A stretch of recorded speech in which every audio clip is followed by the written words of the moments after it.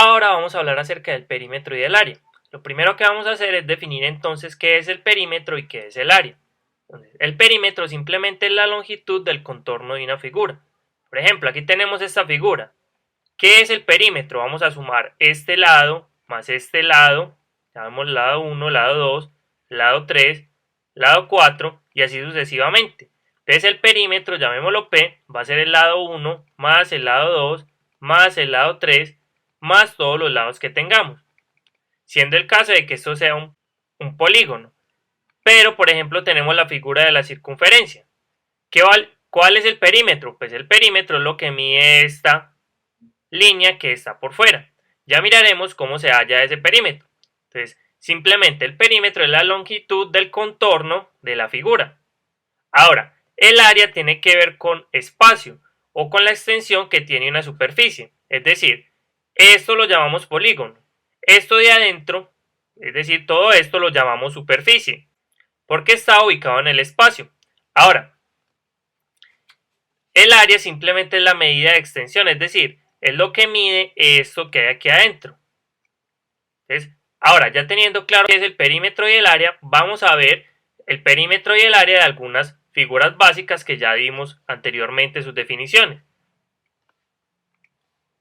Como por ejemplo las siguientes. Tenemos, por ejemplo, un rectángulo. El rectángulo, ¿qué vamos a hacer? Tenemos una base y una altura. ¿Cuál va a ser el área del rectángulo? El área del rectángulo simplemente va a ser la base por la altura. Eso va a ser, o sea, este lado por este otro lado. Ahora, ¿qué va a ser el perímetro? El perímetro va a ser sumar sus lados. ¿Pero qué es el perímetro? Observen, este vale B, este vale H, este vale B y este vale H. Es decir, B más H más B más H. Es decir, tenemos 2H más 2B, que es lo mismo que 2 veces H más B. Entonces observen, simplemente el perímetro va a ser 2 veces H más B. Ahora en particular, el área del cuadrado, que ya sabemos que también es un rectángulo, ¿qué va a ser? Simplemente va a ser el lado por lado, que es lo mismo que el lado al cuadrado. Recuerden que el cuadrado tiene todos los lados iguales, entonces lo podemos llamar L. Entonces el área simplemente va a ser el lado al cuadrado y el perímetro va a ser 4 veces el lado, porque aquí tenemos un lado, 2 lados, 3 lados y 4 lados. O sea que el perímetro simplemente va a ser 4L. Ahora, tenemos otras figuras que podemos tener su área y su perímetro. Como por ejemplo, aquí tenemos el paralelogramo. ¿Cómo calculamos el área de un paralelogramo? Observen lo siguiente, nosotros tenemos este segmento que vamos a llamar base y tenemos la altura. ¿La altura qué es? La distancia entre los dos lados paralelos. Lo podemos tomar también en el otro lado, pero va a ser lo mismo. Ahora, ¿cuál va a ser el área? Observen que esta área, si nosotros tomamos este pedazo del paralelogramo y lo transportamos, nos va a quedar justamente un rectángulo. Observen que ahí nos queda un rectángulo. ¿Qué tiene? Observen, esta distancia que nos corrimos aquí es esta misma que hay acá. Entonces, ¿qué vamos a tener? Que el área de un paralelogramo simplemente va a ser igual al área de un rectángulo, que es base por altura. Porque observen que este triangulito que formaba aquí el paralelogramo es igual a este que tenemos aquí. Entonces, esa va a ser el área. Ahora, ¿el perímetro qué va a ser?